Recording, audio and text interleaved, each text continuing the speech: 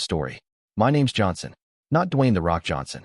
I don't lift people over my head and body slam them onto a wrestling mat. But somehow, life has been doing that to me just fine, especially my wife, Carla. 18 years of marriage. That's longer than most people keep a gym membership or a New Year's resolution. We've got a 17-year-old son, Timmy, slow in the brain. The docs say he will always be slow.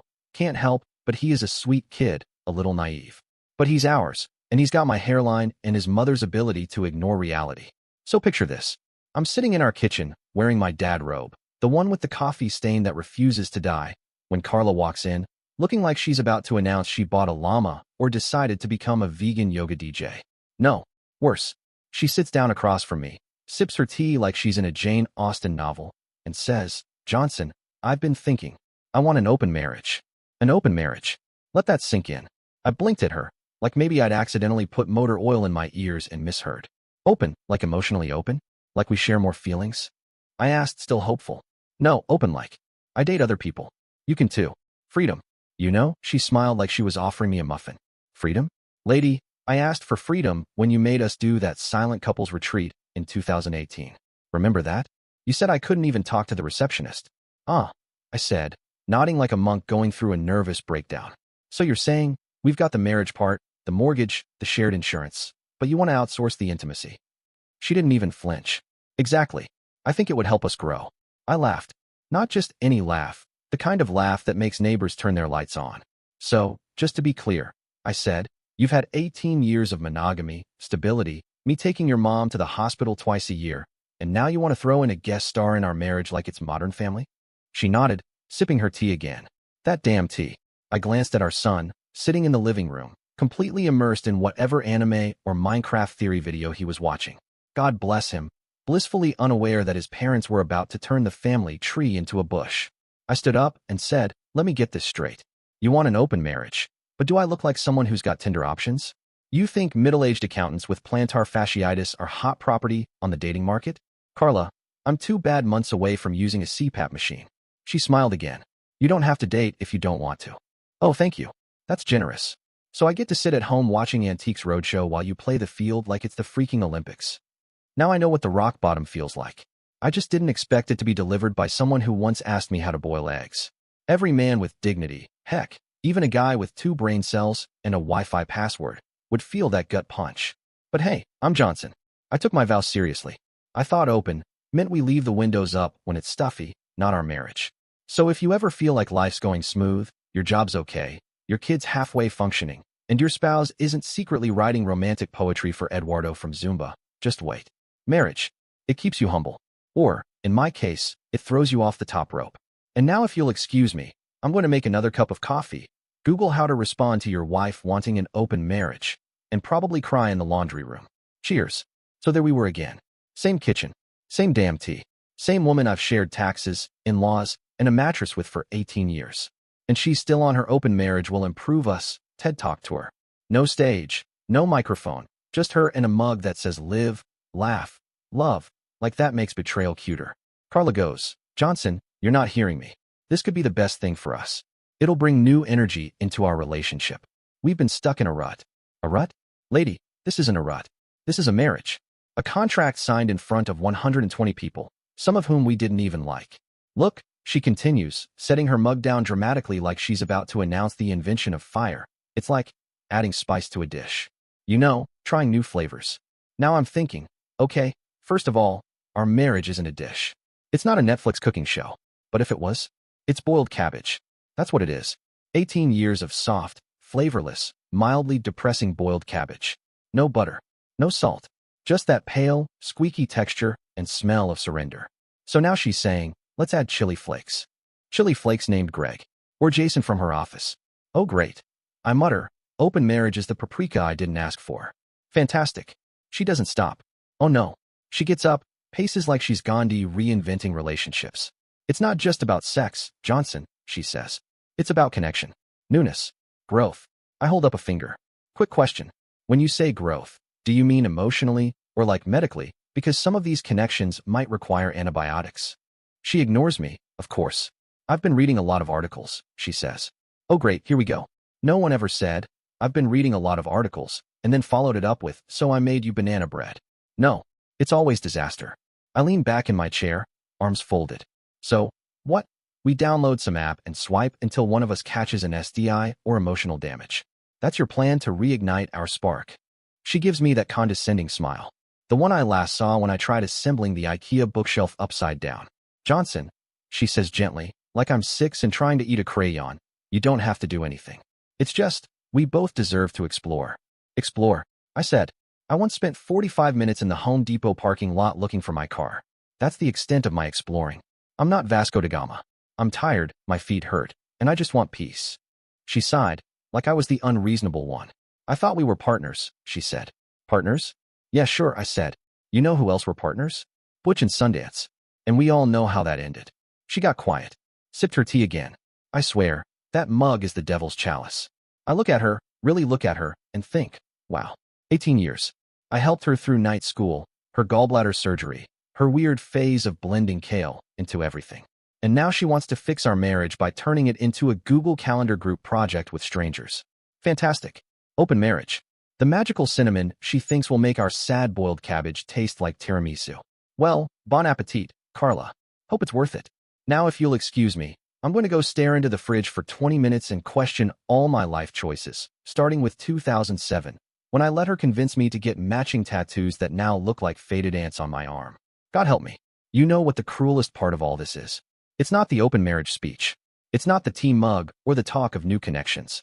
No, the cruelest part is I remember how it started. Me and Carla. College. The land of ramen noodles, bad decisions, and people pretending to understand Nietzsche after one philosophy class. I met her in sophomore year. She was standing outside the humanities building, holding a half-eaten granola bar and arguing with a squirrel. I swear, that was her thing. She had fire. Passion. Some might call it mild chaos, but I found it charming. She looked at me and said, "You ever feel like everyone's pretending?" I blinked, mid-chew on a bagel, and said, "Yeah, especially me. I'm supposed to be in econ class right now." She laughed. That laugh. That was it. I was hooked. We started dating. It was the usual college romance. Cheap coffee dates, studying in the library and getting absolutely nothing done, and making out behind the science building like we were auditioning for a CW show no one asked for. We had fun, real fun, dumb fun. One time, we got kicked out of the campus pool because we borrowed a canoe during a sorority party and tried to recreate a scene from The Notebook. I paddled us into a floating pizza box and flipped the canoe. Romantic? No. Hilarious? Yes. Hypothermia? Slight. And then there was the first time we had sex. Look, I'm not gonna brag, okay? Maybe just a little, but afterward, she said something along the lines of, "Johnson, where have you been all my life?" Next thing I know, her friends, and I mean multiple, suddenly wanted to study with me. Oh yeah, one of them, Lisa with the loud earrings, cornered me at a party and said, "Is it true what Carla said? About your talents?" I blinked. What talents? My grilled cheese technique. She leaned in. No, the other talent. She said your pole's taller than the Eiffel Tower. The Eiffel Tower. I mean, come on. I nearly choked on my drink. Lady, this isn't Paris. And I'm not a tourist attraction. One even slid me a note in the campus library that just said, "You up?" It was 3 p.m. I was surrounded by dictionaries. But I turned them all down. Because I was in love. With Carla. The granola bar squirrel whisperer. I was loyal, heart and body. I even deleted a girl named Monica from my phone because she liked too many of my Instagram posts. That's commitment. That's sacrifice.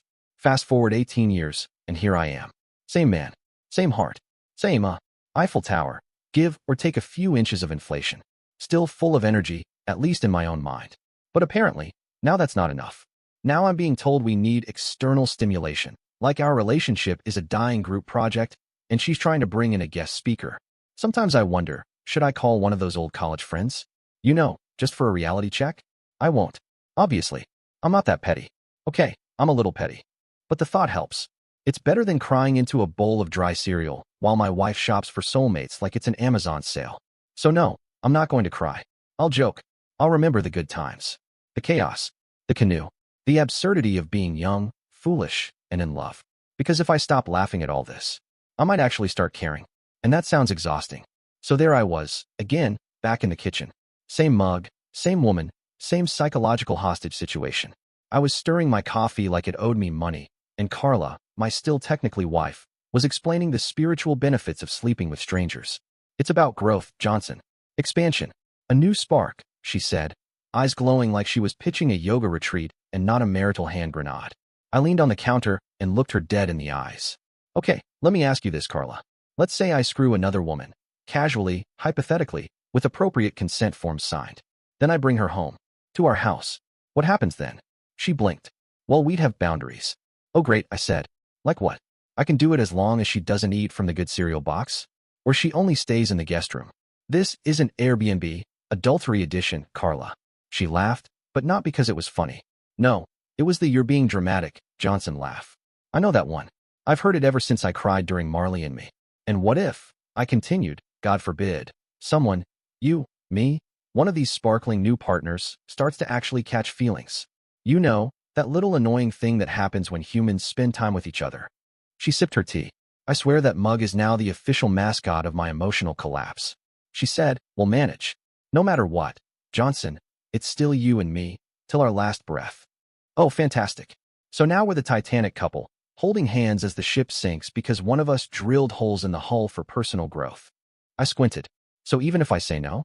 Even if I reject this 50 Shades of Delusion plan, you're still going to do it? She set the mug down, very gently, like she was defusing a bomb, which, frankly, I was about to become. She looked at me and said, whether you agree or not. I need to find my spark, Johnson. I'm getting older. I need to feel alive again. I stared at her. Then I nodded slowly. Oh, so your plan is to jump off the monogamy boat with a parachute labeled midlife crisis, and I'm supposed to stand here clapping like it's Cirque du Soleil? She looked sad for a moment, then softened her voice. If it doesn't work, if things don't go how I hope, I'll come back to you. Come back to me. Like I'm a backup plan. A romantic U-Haul waiting in the driveway. Well, gee, Carla, I said, I feel special. Nothing says commitment like, don't worry, babe. I'll be right back after I go find myself in other people's bedrooms. She sighed, like I was being the irrational one. Like I just said I wanted to start a commune and raise goats in Montana. I leaned over, lowered my voice. Just so we're clear, when I said, till death do us part, I didn't realize the death was going to be metaphorical and slow and from the inside. She didn't respond. She just picked up her mug and walked away. Probably to go journal about alignment or chakra unblocking or whatever the hell TikTok is selling now. And me? I stood there in the kitchen. Same robe, same coffee, same marriage, now with 40% more existential dread.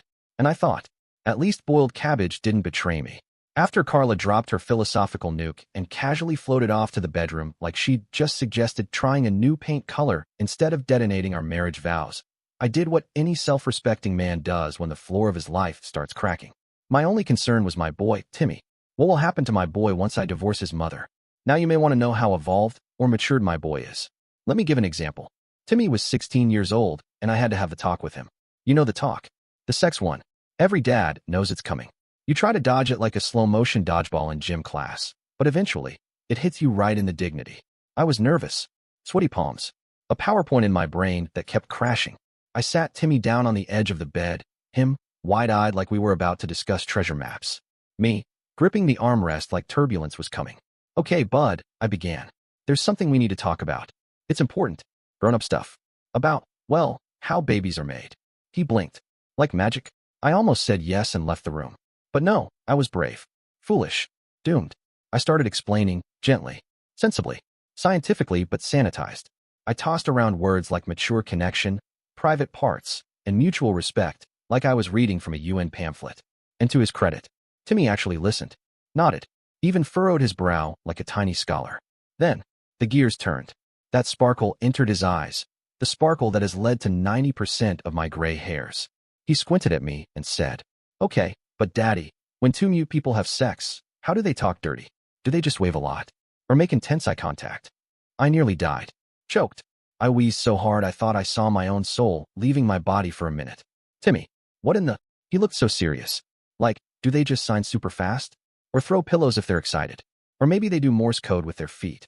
I was hunched over, tears coming out of my eyes, not from sentiment, from sheer loss of control. Buddy, I said, once I could breathe again. That is not a follow-up question I was prepared for today. He shrugged.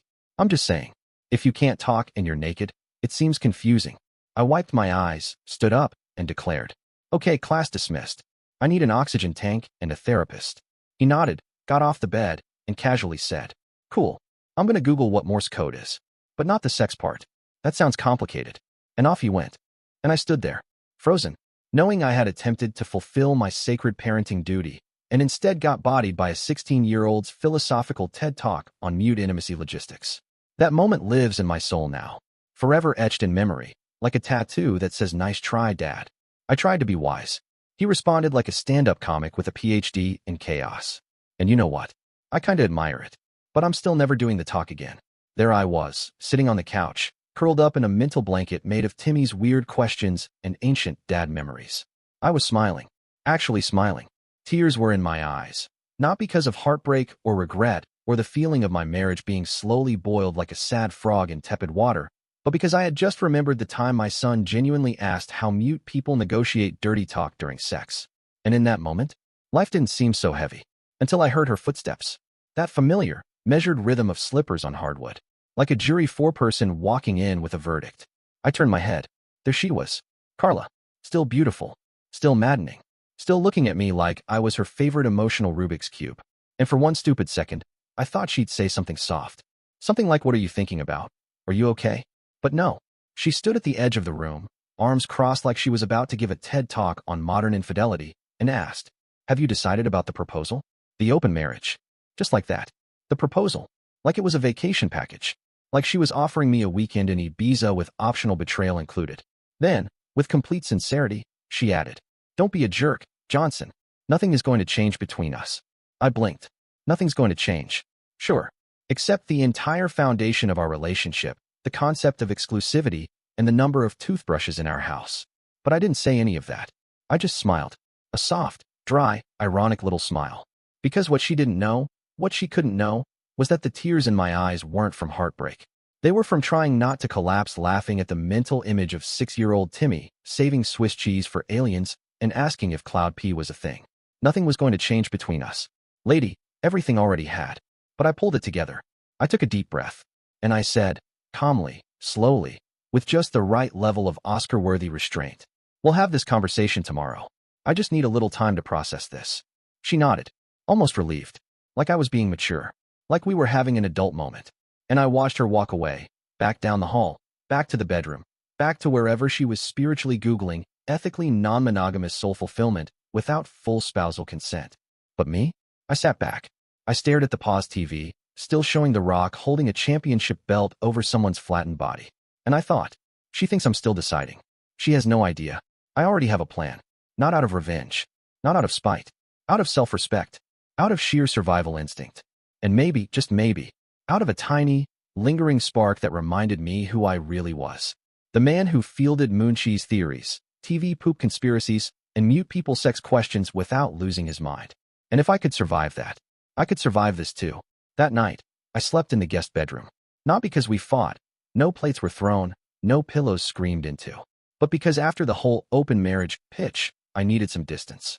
And maybe some symbolic bedding to go with my emotional exile. The mattress in there felt like it had been designed by someone who actively hated spines. Perfect match for how I felt. The next morning rolled in like a fog bank of dread. I got dressed like I was heading into court, not the kitchen. And there she was, Carla, sipping her coffee like this was any other Saturday. Like she had already received a yes, and was just waiting on the official seal from the Ministry of Marriage Shenanigans. She smiled at me. A little smug. A little too casual. Meanwhile, my stomach was tap dancing. Timmy, of course, was in his own little teenage orbit, headphones on, cereal in hand. Zero awareness that the Titanic of his parents' relationship had hit an iceberg and was now arguing about lifeboat distribution. By noon, I'd rehearsed what I was going to say more times than a best man with stage fright. I looked at Carla, cleared my throat, and said, "Hey, can we talk?" Now. She nodded, walked over, sat down. No nerves. No hesitation. She genuinely looked like someone expecting an RSVP to a brunch invitation. Exactly 5 minutes into the conversation, just as I was about to detonate the well-polished monologue I'd been mentally carving all morning, the doorbell rang. Timing. Impeccable. I looked at her and said, "Can you get that?" She gave me a slightly irritated glance, you know, the kind of look people give when their spa day is interrupted by reality, and walked to the door. I sat back. Showtime. She opened it. And there they were. Her parents. My in-laws. Standing on the porch like a jury that had not been invited, but definitely came to deliberate anyway. Her jaw dropped. Visibly. She blinked, confused. Tried to quickly slap on a smile. Mom, Dad, what are you doing here? Well, her mother said, breezing in like she owned the house. Your husband called. Said it was important. She turned and looked at me. I smiled. The kind of smile that says, oh yes, I called the reinforcements. Her father gave me a stiff nod, his version of a fist bump. I nodded back. War buddies now. Then Timmy wandered out from the hallway, rubbing his eyes, still in his pajama pants, completely clueless. Grandma, Grandpa, he yelled, instantly perking up. He ran over and hugged them like we were hosting a surprise birthday, instead of a surprise intervention. Are we having a barbecue? He asked. Sure, Timmy. Just toss moral integrity on the grill. Medium rare. Meanwhile, Carla stood frozen at the door, trying to compute what was happening. I stood up, walked over to her, leaned in gently, and whispered, you said nothing was going to change. So, I figured it was time to bring in the people who've never changed, your parents. And with that, I poured everyone coffee. Because now, the real conversation was about to begin. And this time, I had backup. As she returned from the front door, walking back toward the table like someone who just found out their birthday surprise involved an IRS audit, I watched her. Carla, head full of questions. Probably thinking, why are my parents here? Did I forget Mother's Day? Is this a midlife-themed intervention? She sat down slowly, her smile now replaced by a processing wheel spinning behind her eyes. And right as she reached for her coffee cup again, still trying to look composed, I cleared my throat. Hey, hon, might want to stay there for a sec. She looked up, blinking. What? Yeah, just don't get too comfy. My mom and dad should be here any minute too. Don't want to make you get up again. She froze, like a deer in headlights. Or more accurately, like a deer who just realized she scheduled a surprise double deer family reunion and forgot to wear pants. She opened her mouth to speak, probably to ask you invited your parents too, but before she could even get the first wah out. Knock, knock, knock. Boom. Cue the second act. I didn't even turn around. I just sipped my coffee and muttered. And there they are. She stared at the door like it had grown fangs. Then, without a word, got up and walked over like she was heading to the guillotine. Door opens. Cue cheerful invasion.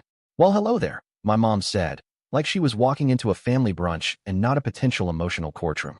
Hi, sweetheart, my dad added, with that casual father-in-law energy that says I'm here to smile politely and support passive-aggressive justice. Carla, bless her, looked like she had just opened the door to a surprise IRS audit, a surprise colonoscopy, and a surprise baby shower all at once.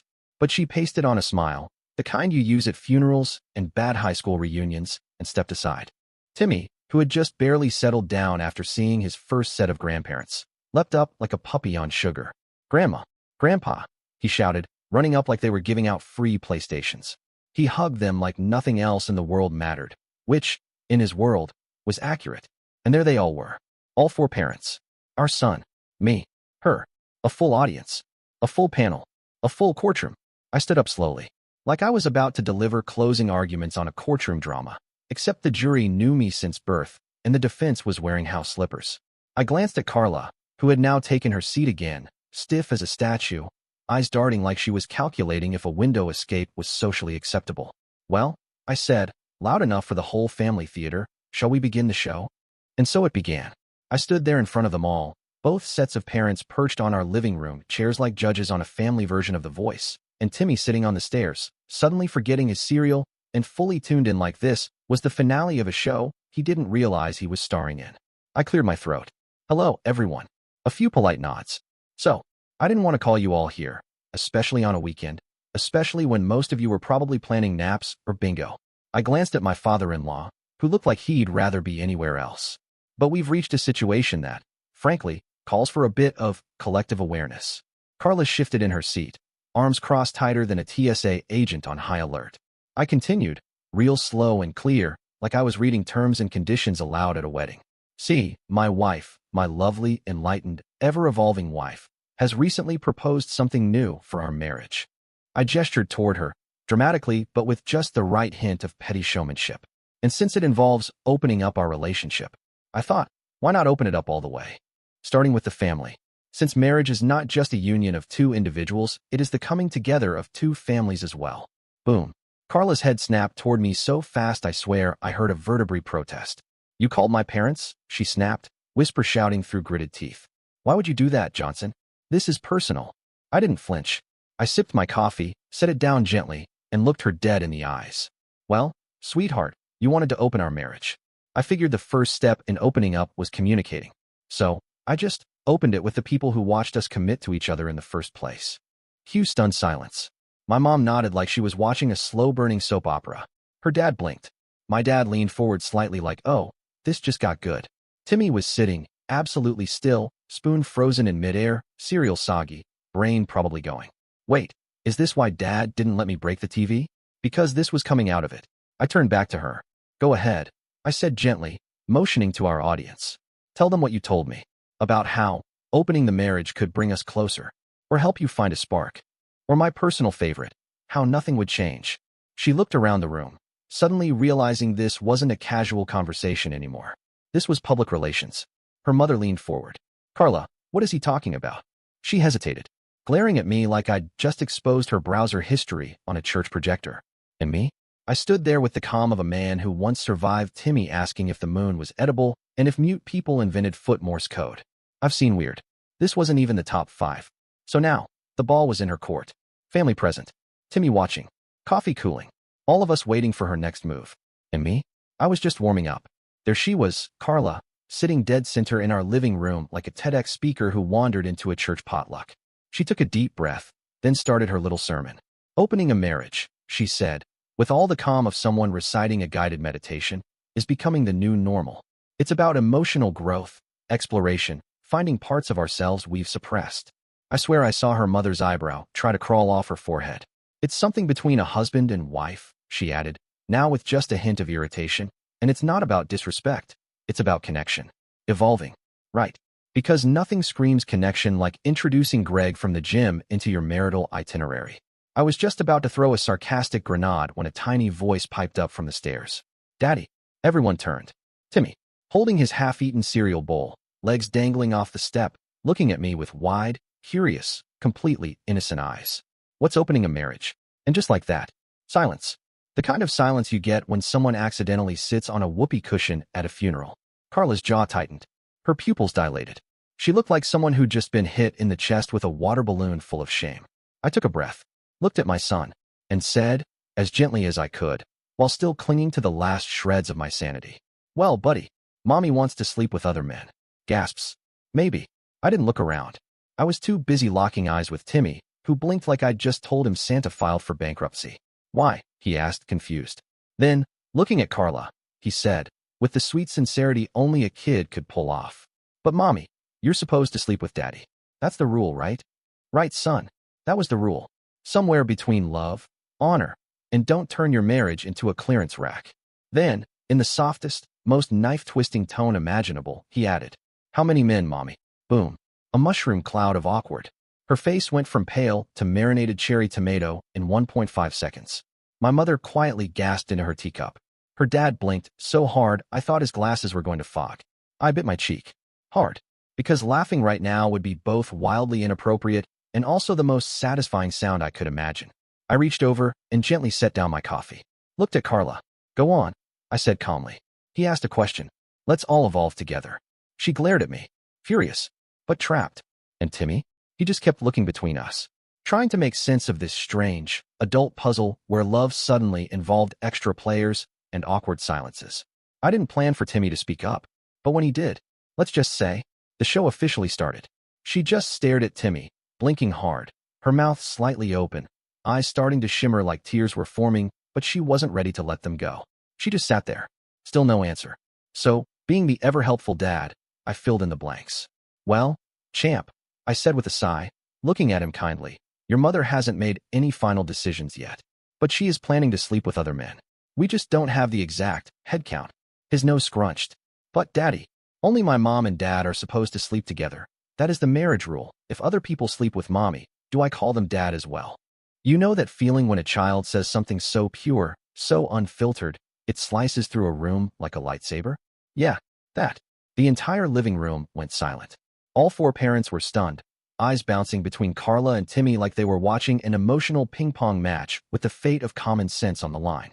Then, boom, her mother, my mother-in-law, the same woman who once gave me a 17-minute lecture on using coasters, suddenly piped up.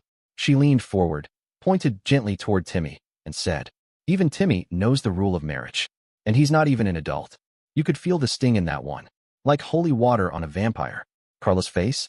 somewhere between melting candle and deer in traffic. She was blinking fast now, tears right on the edge, but still no words.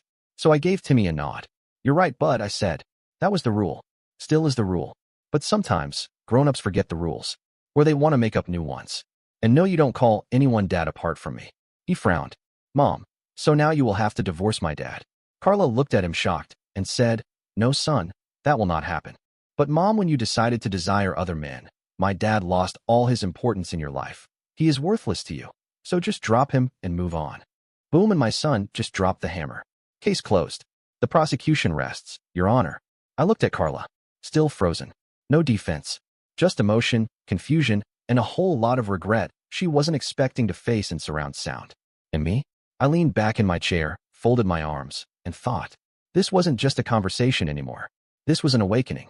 One that started with a kid asking a simple question and ended with an entire room realizing some rules still matter, even to a naive kiddo.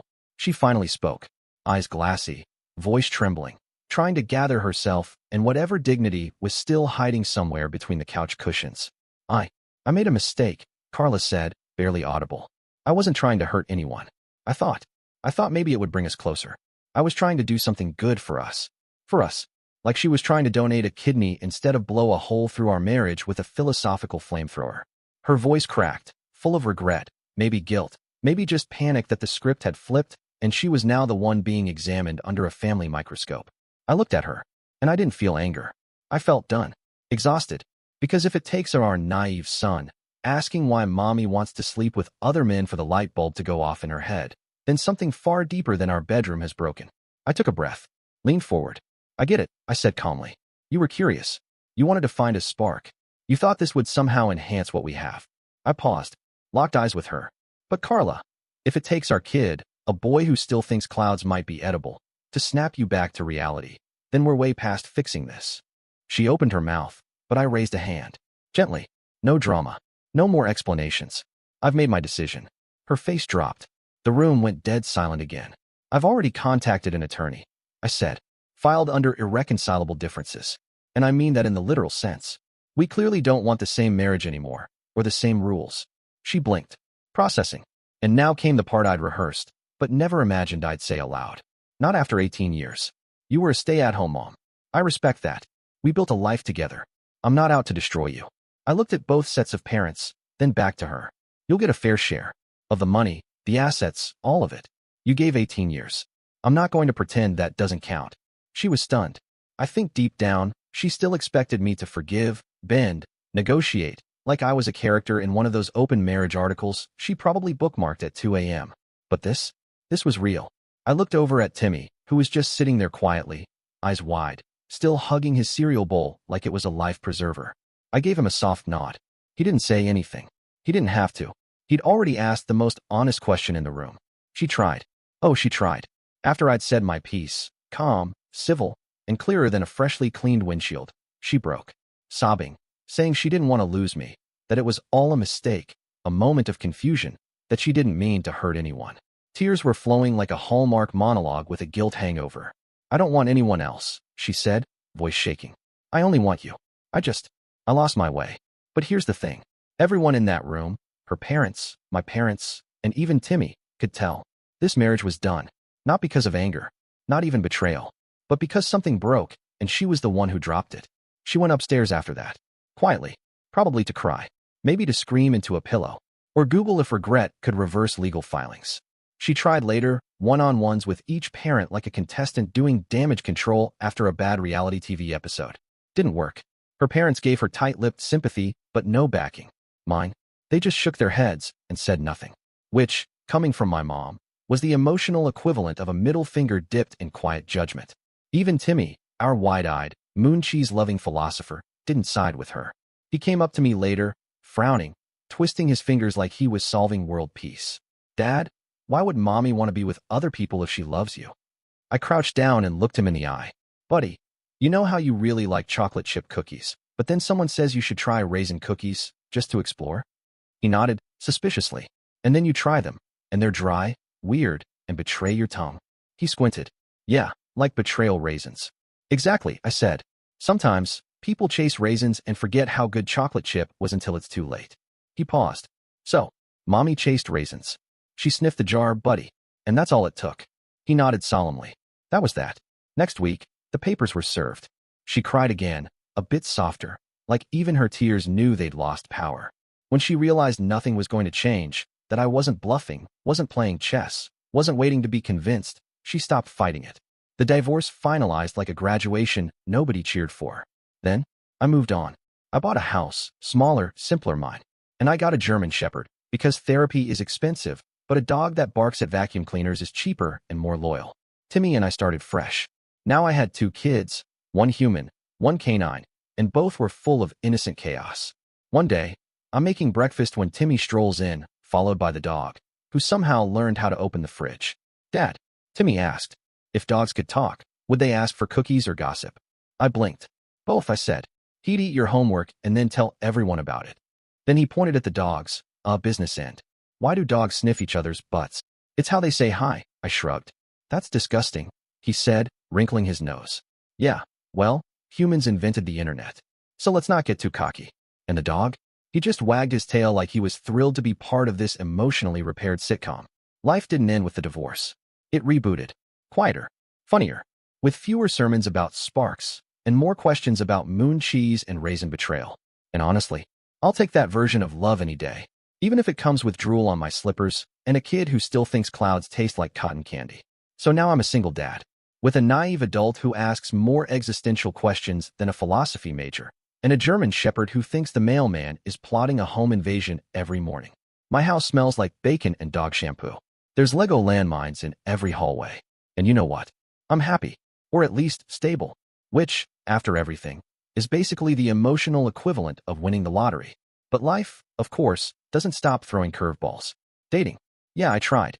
After months of swiping, ghosting, and being told by one woman that I gave off divorced dad energy, which I am, thanks Karen, I gave dating a solid college try. There was Rachel, who brought her therapist's notes to dinner to save time. There was Denise, who told me she was poly with a pirate aesthetic. I thought she was joking. She wasn't. She showed up to brunch wearing a leather corset and said, "Ye be a landman, but I'll give ye a shot." Yeah. No thanks, Captain Regret. Then there was Julia, smart, funny, sweet. Until halfway through date 3, she casually mentioned she was still technically married, but spiritually separated. Spiritually separated. At that point, I just ordered dessert to go and promised myself I'd rather cuddle with a dog than unravel someone else's tarot-deep emotional knot. So, no, I haven't found her. Not yet. But here's the thing. Every night, I get to come home to a kid who asks if clouds wear pajamas, and a dog who barks at nothing like it owes him money. I don't wake up dreading weird conversations about exploration. I don't sit at dinner wondering which coworker my wife is emotionally flirting with. I sit with peace. With my German Shepherd, whose tail is a metronome of chaos. With Timmy, who just last night asked, "Dad, if love was a sandwich, what would be in it?" And I said, "Trust, respect, and a really good slice of cheese. But if it's got lies in it, it's just soggy bread." He nodded like I'd just cracked the Da Vinci Code. So yeah, maybe someday, I'll meet someone who doesn't want to open things. Someone who actually believes in choosing one person and building a life, not a rotation. But until then, I've got a boy with a big heart, a dog with a bigger bark, and finally, a life that's mine again. And that, my friend, is more than enough. For now, dear listeners,